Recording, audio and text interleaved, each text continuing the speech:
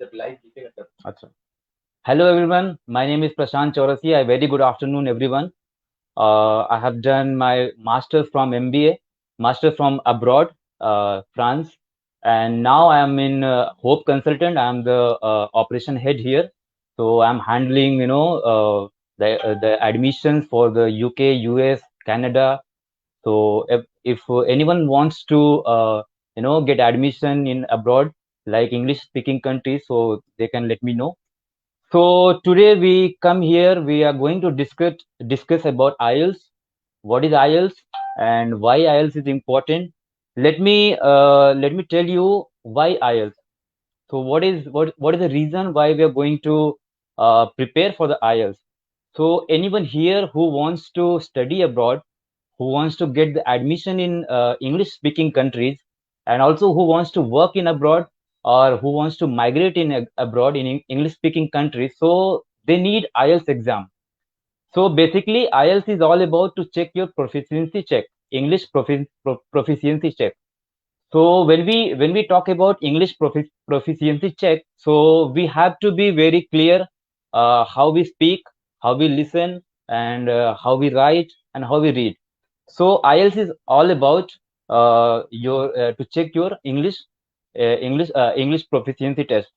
So let me tell you about IELTS. IELTS means IELTS. That means International English Language Testing System.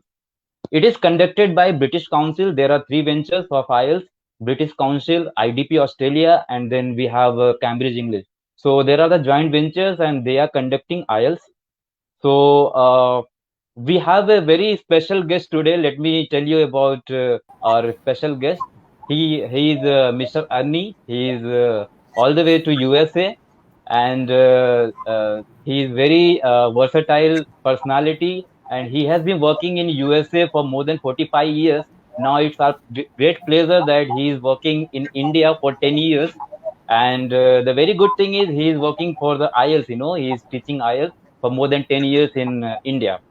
Now we are going to discuss about IELTS. So he will be very much comfortable to tell you about IELTS and what is IELTS, what are the importance of IELTS, and what are the components and types of IELTS. And then we have different modules in IELTS. How we gonna register for the IELTS, and what are the major things we have to uh, take in consideration. We have to think while doing IELTS preparation. So, a very good afternoon, sir. How are you? Good afternoon. It's a pleasure to be here with you today, Prashant. Thank you so much. Thank you so much. Let me introduce about Mr. Arni. I have already introduced everyone about Arni. He is very versatile personality, and he is going to discuss. He is going to inform you about IELTS. So, sir, my first and very important question about IELTS. Can you please brief about IELTS and what are the types of IELTS? Okay. So, and I should also add, sometimes people will talk about another test called the TOEFL test, and actually there's a couple of other tests out there. But it's important to say, I think IELTS is the most important of the English tests. TOEFL means Test of English as a Foreign Language, but TOEFL is almost entirely a United States test. And so I would recommend to most people to take an IELTS and not a TOEFL. And it is also true that 99% of the larger universities in the United States also accept IELTS. So there's no reason not to take an IELTS exam. And in all of the other countries, Canada, UK, Australia, and many other countries, IELTS is accepted and TOEFL probably is not. So let me talk a little bit about the two kinds of IELTS tests. Actually, there's two things to say. First, we have the academic test, which is for those people who are going to go abroad to another country, especially an English-speaking country, to study in any program where you would get a 4-year degree or 3 to 4 year degree, like a bachelor's degree. You would need an academic IELTS for that. Or any other study programs like a master's or a doctorate, you would need an IELTS for that. Some of the lower level study programs, like secondary, we would say levels 9 through 12, you could use the other kind of test is a general training IELTS test. We'll talk about both. Or some colleges that don't give you a bachelor's or full degree, you could take the general training for that as well. Also, we need IELTS for professional work. If you will, in any form of professional medical work, like doctors and nurses and pharmacists, you would need an academic form of IELTS for that kind of work. And other professional work like engineers and certain management in business, if you want to be a CEO or if you have an MBA and you want to work in a company, you would need an academic form of the test. So for most of you listening, I think you would be interested in the academic form of the test. General training is good for if you're married to, you're a dependent of someone and you're traveling and going to live in another country. General training is adequate. Or if you're going to work in a less skilled environment, maybe in hospitality or something like that, running a hotel, sometimes even running your own business, you could probably use a general training version of the test. So, and certainly the academic version is more difficult. Mostly today, I want to talk about the academic version. At the end, maybe if you have questions about general training, we can also talk about that. Another thing in terms of versions of the test, when you register to take an IELTS exam, you have two choices. You can take, we would say, a paper exam, which is you're writing, the exam is written on paper, or you can take a digital exam, of course, on a computer. And there are obviously a few differences. The advantages of taking a digital exam are that it's easier to schedule them because you do that by yourself. And so most days in a month, you can take a digital exam, where the paper exam is only offered on certain days because a larger group of students will be taking that exam.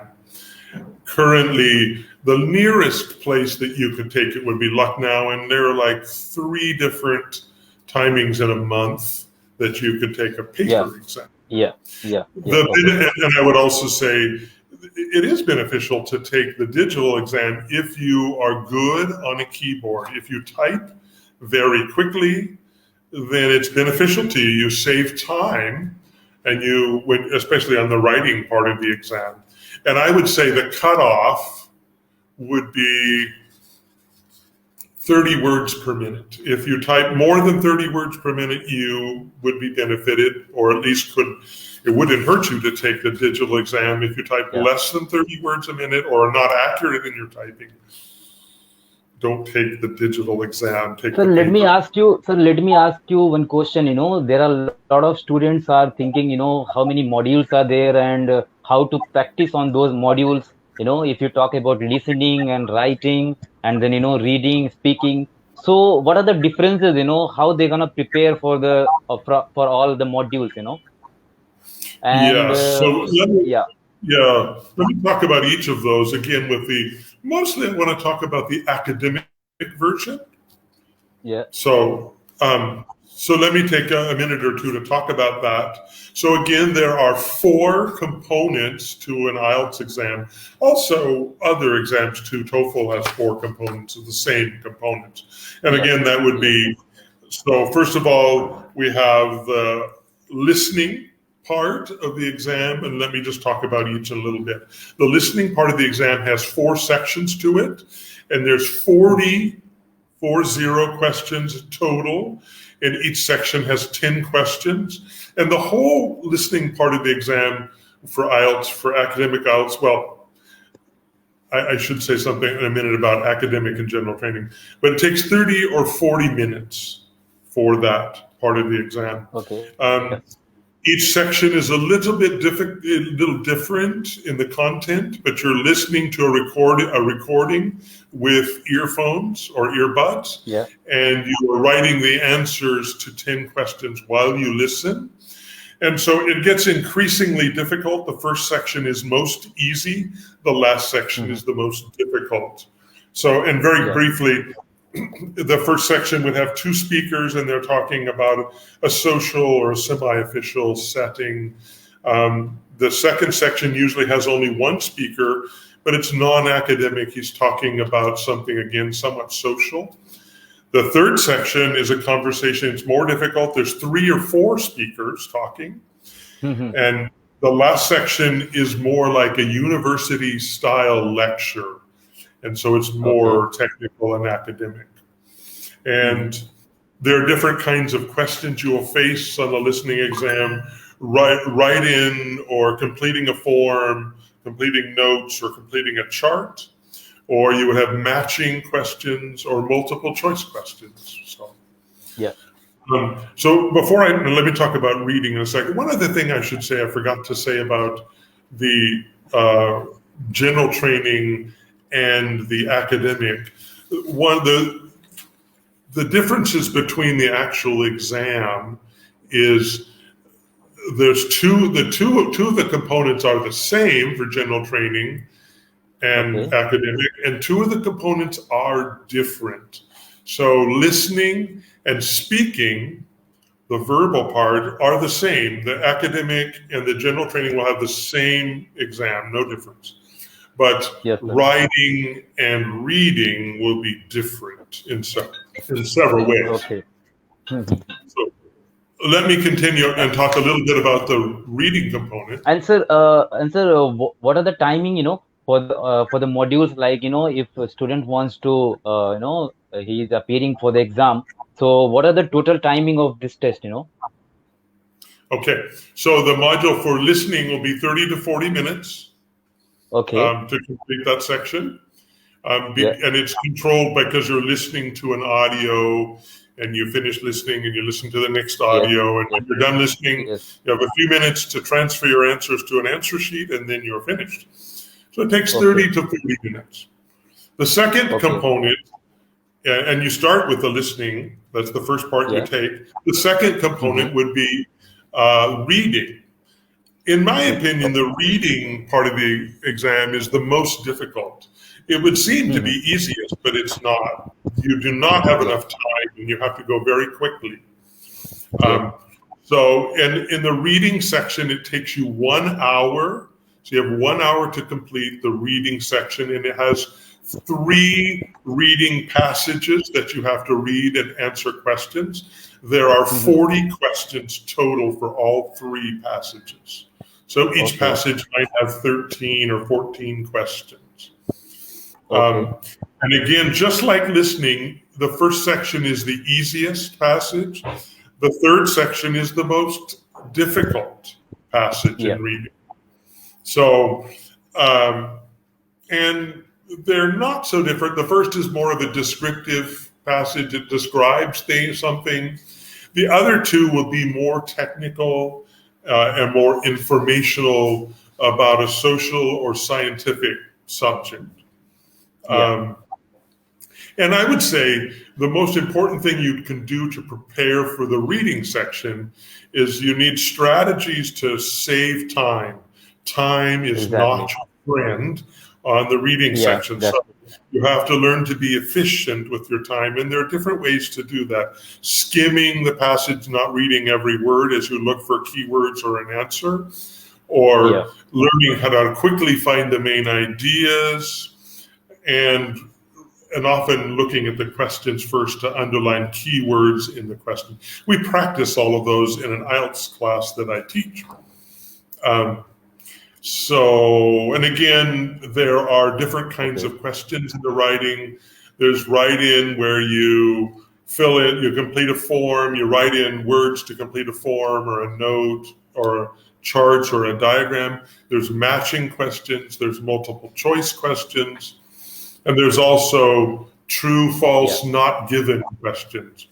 And so you have to, it's good to prepare for each kind of question. And the third part of the test. And sir, will the students get? Sir, I have one question. Will the student get any break between their exams? Very Like little they in have three India. modules and four modules. So you have three modules. As soon as the time is up, if you finish a module early, you might have a break, Okay. but which most Okay. people do not. But Okay. after Between the it's exam, they will not get any break. right, so when the module is finished, they then you will receive the next. If it's a paper test, the next section. There Yeah. is no break. So the next section would be the writing section, and it Okay. is 60 minutes, just like the reading section. It's 1 hour in length. You have 1 hour to write, and you're Yeah. given two writing tasks. The first writing task is a minimum of 150 words, and Okay. you should be careful to write at least that many words. And it's more technical. You will be given a one or two graphs or charts or maybe a diagram, and you need to interpret and describe the information on that graph or chart or diagram.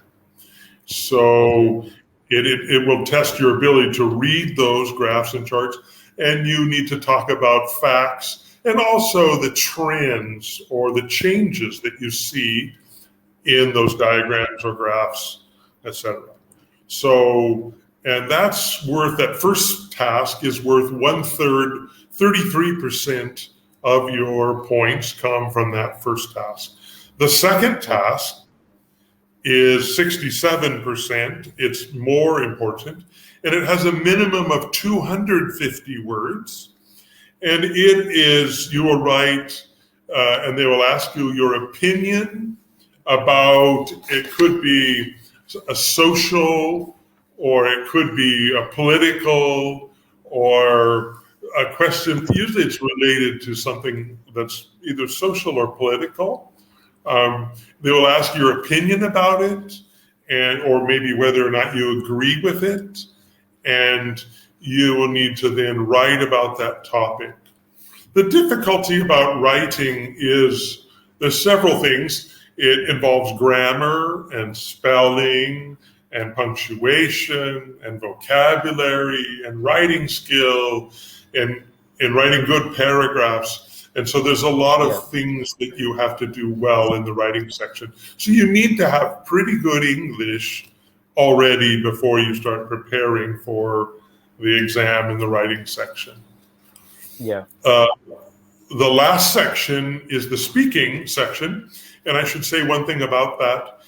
You are allowed with the speaking section to do it on a different day when you take the exam. So when you take the exam, you schedule, and the other three components, listening and reading and writing, have to all be on the same day, same time period.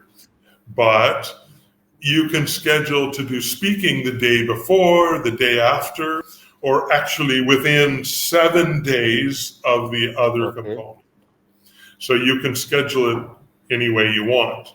And it is advisable, since the test will make your brain tired, it's advisable to maybe do it on another day if possible. If you're able to spend the night in that city. Now, there are no IELTS exams given in Varanasi, where I live. The closest to Varanasi is Lucknow. So, but the speaking exam has also 3 parts, although they're together. And the speaking exam is not very long. It takes 12 to 15 minutes. So the first part is a discussion about a familiar topic. And so he'll begin to ask you about your hometown. He'll ask you questions and you will answer him. He will ask you but it'll be usually just one topic, either your hometown or a person in your family who's your hero, or a favorite holiday you had, or it could be anything, but it's something that you know about. So it starts easy because you know about what they'll ask you. Probably it will be the face-to-face, right? Yes. And so it starts with that. There'll be 6 to 8 questions probably. And in the speaking exam, you will be talking to a live person. There'll be a person, an examiner who's talking with you. And they're very professional, they're very polite, and they're very good at their work. They will smile at you and make you feel comfortable. Yeah. And That's so really that very is good thing. Yeah. yes. Yeah. And so the first part they will ask you for maybe 5 minutes, they'll talk to you about something familiar, 6 to 8 questions. And then the second part, you have to give a presentation, a 2-minute presentation. So they will give you a topic for your presentation, and there'll be several questions related to it written on a piece of paper, and they will give you the piece of paper. And you have 1 minute to prepare to talk about it. Only 1 minute. And so after 1 minute, then you will give a 2-minute presentation on that topic. And usually, again, the topic will be something that's possibly it's about society usually. It could be many different topics. And they will usually ask your opinion as well. They'll ask you to give your opinion about it, as well as talk about that issue. And so mostly they will be giving you the topic, where the students are very much familiar and aware about that topic, right? Usually, you might be a little less aware of the presentation, but it's still possible. They're all topics that usually it might be something about schools or children, or even if you're not an expert and don't have a degree in that subject, you have some experience from your own culture. And so you can talk about it. And then, so after 2 minutes, they will stop you. And so it's important, you have to practice. It's good to have a goal of talking for 1 minute and 45 seconds so that you can finish talking before they stop you at 2 minutes. And then the last part, after that, there's the part 3, they will continue to talk about the same topic that you gave your presentation on. They will ask you maybe 6 to 8 more questions. And that part, again, will take about 5 minutes. So the first part is 5 minutes. The second part is 2 plus 1 minute. So 3 minutes, maybe 4 minutes as they explain it to you. And then the last part will be 5 minutes again, more or less. Which means that when you're giving your answers, most of your answers should be 30 seconds average. 3 to 5 sentences usually. And we practice being able to do that. And so then afterwards, that will complete your test. And of course, in the speaking part, it's important that you have good pronunciation of your words and understandable accent, that you're, again, vocabulary and grammar, fluency. I think it's going to be very, very beneficial for the students, who usually talks in your daily life, So the speaking part is very much important. Very true. And the only way, it's funny, you cannot practice speaking by writing. Writing, English will not help you be a better speaker because the different part of your brain processes speaking. And so you have to practice speaking, which in some places like Varanasi is more difficult, finding somebody who will talk to you in English. So fluency, lack of hesitation, and then accurately answering the questions. Don't answer the wrong question.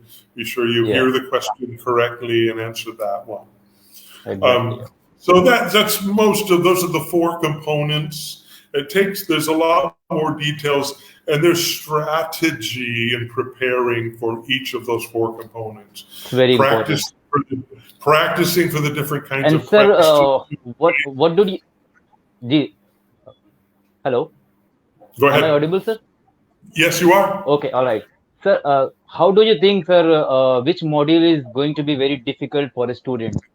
Like we have 4 modules, Different students have different skills, but my experience in teaching IELTS is people have the most difficulty with reading. And there are several reasons for that. Again, one is time. They have you read, it's about between 2,000 and 3,000 words in that 1 hour between the three passages you have to read. And the questions are tricky.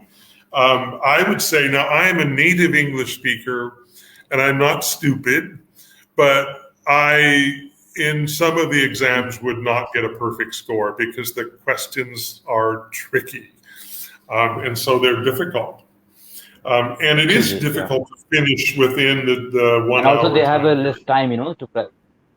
Right. There's not enough time. And like one of the things that, let me just say one more thing. One of the things that happens with all of both the reading and listening is the questions will use different words than what you read in the passage. So you have to not only look at the words, but you have to think about the meaning to answer the question. So they can be quite tricky. Yeah. So. And sir, how do you think, how much score, a student can get, for a good, for a good band? For example, if students or someone wants to go abroad and, wants to go to the English speaking country. So the minimum band, how much one can get, Yes, I should talk about bands also. What will be the minimum scoring? For Ielts, the score is the maximum score is a 9. So you can score from 1 to 9. And actually the score runs they don't give you a continual decimals. So you can get a 9 would be perfect, 8.5, 8.0, 7.5, 7.0, etc. It's very difficult to get an 8.0 or anything above that. It's very difficult. You have to be very fluent. Most universities, probably I would say 7. All universities require between a 6.0 and a 7.0 score. Yeah, that's the minimum criteria. Program. The very good high qualification universities require a 7. The others, I would say 60% a 6.5, and the others, there's a number of them, I would say 30-40% require, probably 30% require a 6.0. So you have to have. So according to you, 7 to 7.5 band is enough, to get a very good college and to get admission. Let me read you abroad. Let me read you the qualities for each of those bands. I'll start with an 8. Okay, I won't read 9 because I don't think you're going to get a 9. It's very difficult to do that. So let me read for an 8. Very difficult. They describe this very good English speaker has complete command with only rare errors which are unsystematic or inappropriate words, deals with complex situations well, and has rare, not very many, errors in complex situations, can deal with detailed argumentation. So that's an 8, very good English. 7, good user, has good command of English, has occasional inaccuracies or misunderstandings or inappropriate words. Not many, just occasionally. Can use complex language quite well and understands detailed argumentation quite well. That's a good English speaker, 7. 6, competent English speaker, has effective command of English, but also some errors and inappropriate words and misunderstandings. Can use complex language quite well, but best in familiar situations. So 6 would be a good English speaker, not a great English speaker. So that gives you an idea what those band scores mean. And your goal would be somewhere between 6 or 7.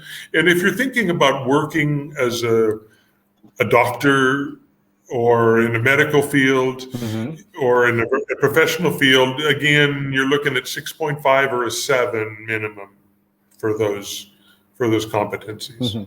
Okay. Yeah. So. And sir, according to you, how much practice needed for a student, to get a good band? I mean, if a student is very intermediate in English, He's speaking very, Yeah. normal English. So for that particular student, what do you think, they need to practice? How much time they need to practice? A lot. It takes time. If you're intermediate, I would say before you take an IELTS class, most of them are 2 or 3 months long. I teach an IELTS Yeah, class yeah. that's 2 months long. You probably Okay. need Yeah, an English class for 2 or 3 months to work on both your writing. It two, depends three on your months. weakness, or your speaking and listening. And it depends on your weaknesses. Yeah, But just you need to have good English before you take IELTS, because it is difficult. It's a difficult test. It really is. And okay. again, I would say, repeat again, for the speaking, you need to, if you're not good at speaking and you hesitate and struggle with that, then you can't make that better by writing. You have to have Exactly. someone to speak. It's Exactly. It will necessary. take time. Yeah, yeah, And let me give you some numbers just a second also to answer that question. To be yeah. completely My pleasure. fluent in English, you need 10 to 12,000 words. And so if you are intermediate, Okay. you might know 5,000 words, but you probably don't think Hmm. in 5,000 words. You translate to Hindi in your mind. Maybe you think in 1 or 2,000 words and you Yeah, translate 3,000 words. Well, you need to increase your vocabulary, and that actually takes a lot of time. Imagine that yeah. you learn 10 words a day, 6 days a week. So let's say for 25 days in a month, you learn 10 words. How many words would that be? Well, that would be 250 words. Whoops. Yeah, 250 yeah. words in a month, 10 words a day.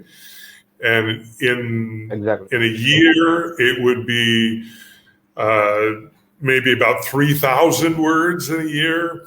And Yeah, if you need to gain 6,000 words, that's yeah. going to take time. You just have Exactly. to know. It's going to be very Advertisements that say, difficult. learn to Exactly. speak Yeah. English in one The month. more the student will practice, the more he will get the good score. Exactly. Yeah. Right. If you read an It's all advertisement that about the says, good learn to practice. speak English in only one month, they are Yeah. lying. Yeah. Yeah. So it does take some time. And you have to analyze, what is my weakness? What should I Yeah. work on first? So, Exactly. um, And sir, at and the last but not the least, how students is going to register for exam, or anyone who wants to migrate, English speaking country, who need IELTS. So how they are going to register? What are the platform they can register for the IELTS exam, and how they are going to book yes. date and the location? Can you please shed some Yes, light? it's really quite easy to Yeah. do that, to book an exam. And most of them now want you to do it online.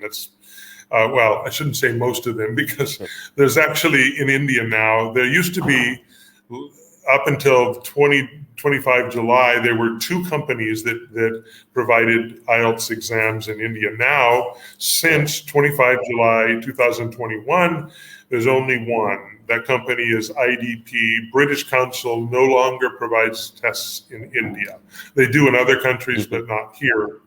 And so Okay. if you just Google IELTS, I would say Google Yeah. IELTS exam India, and it will take you, if you go to an old British Council site, don't use that. You have to go to IDP. Yeah. Go to Yeah. IDP, and that's the only IDP. company who All right. provides testing. One of the things about that you should know, you want to prepare, because the exam is a little bit costly. It will cost you now with IDP 14,700 rupees. So 14,000. it's a little bit costly. Okay. So And this is for the one and time, so right? for one time, you can take the exam again. If All you right. don't get a good score, you can come back Okay. after a month or 2 or 3 months and do it again. But they will charge you the full 14,700 rupees each time. Again, the Um, 14,700.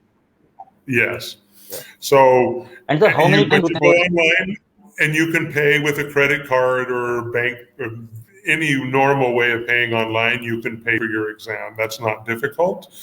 You would choose a date, and of course you have to choose if you want a paper exam or a computer exam, digital. And so probably there are two types of exams, to be conducted.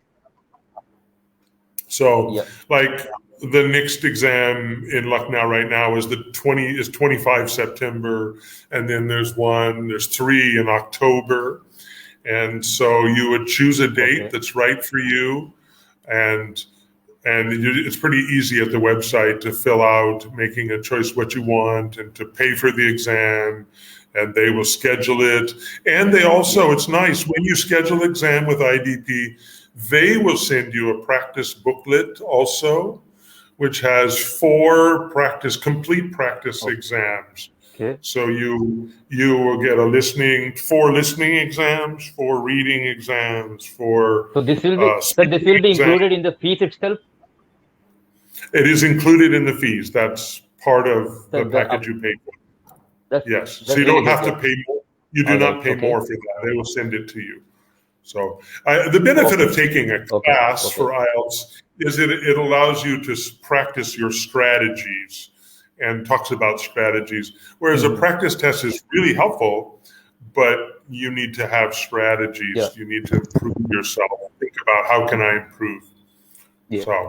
So it's pretty simple to do that. And those classes, those tests are available. The closest is Lucknow, but in every major city, bigger cities, you will find the exam available. I think some more than 50 cities in India, they are conducting IELTS exams. If I'm not wrong. I think that's true. It's funny that UP doesn't have that. But there are quite a few. It's going to come very soon. Yeah. Yes. So, sir, I think we have already covered everything about IELTS and the things. I've taken a lot of time. It's going to be 36 minutes. So we are going to finish this live session. Before that, I would like to thank you so much for joining us, and we are looking for a healthy partnership with you. And before ending this conversation, I would like everyone who is watching this live session, if they wants to prepare for the IELTS exam, so you have the opportunity that we have already started IELTS training exams here in Varanasi as well. So anyone who are interested and who wants to register for the IELTS exam, so they can contact us, and also they can comment us. We will happy to answer them, and we will happy to assist them. Thank you so much for your patience, sir, and it was really very wonderful conversation with you, and hope we will come with another live sessions with another interesting topic. And till the time, thank you so much. Thank you for joining us, sir. Thank you. It was my pleasure. So look forward to seeing you again. Thank you to everyone. Thank you. Thank you. Bye-bye. See you.